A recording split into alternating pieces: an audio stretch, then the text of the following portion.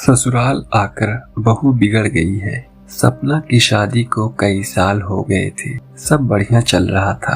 छोटी बहू होते हुए भी वो बड़ी का हर फर्ज निभाती थी, क्योंकि बड़ी बहू तो आते ही अलग हो गई थी। सपना के सास ससुर को हर काम के लिए सपना ही की जरूरत पड़ती थी, फिर भी वो उसकी बुराई करना नहीं छोड़ते थे। और सबसे बड़ी बात की बुराई भी अक्सर उसके ही परिवार वालों से करते थे, जो सपना को बचपन से जानते थे, या फिर सपना की सहेलियों से, या खुद के मायके वालों से।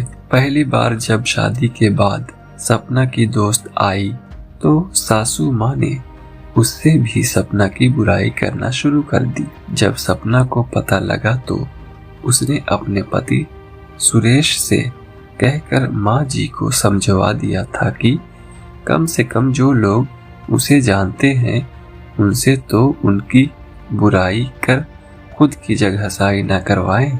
पर उन्होंने ना सुनी, बल्कि और ये आदत ही बन गई थी।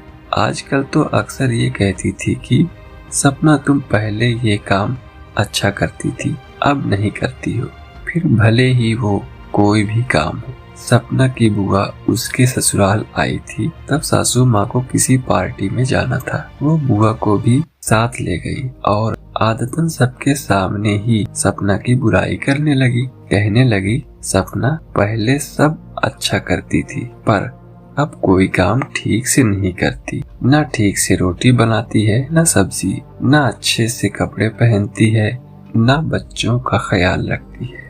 वो और कुछ बोलती इससे पहले ही सपना की बुआ बोल पड़ी, लगता है ससुराल में आकर बिगड़ गई है, क्योंकि हमारे घर की तो वो बड़ी बेटी है और सारा काम घर और ऑफिस दोनों अच्छे से संभालती थी और बड़ों से लेकर बच्चों तक सभी का ध्यान भी रखती थी। आपके यहाँ आकर बिगड़ गई है। ऐसा कीजिए, महीने 2 महीने जमाई साहब के साथ उसके मायके भेज दीजिए, हम सुधार कर भेज देंगे। अब सपना की सासू माँ का मुंह देखने लायक था। उन्हें बोलने के लिए शब्द नहीं मिल रहे थे, तो बस फिर उठकर चली गई, ये कहकर कि आती हूँ, जरा कोई बुला रहा है। और सपना की बुआ जी बस मुस्कुरा रही थी।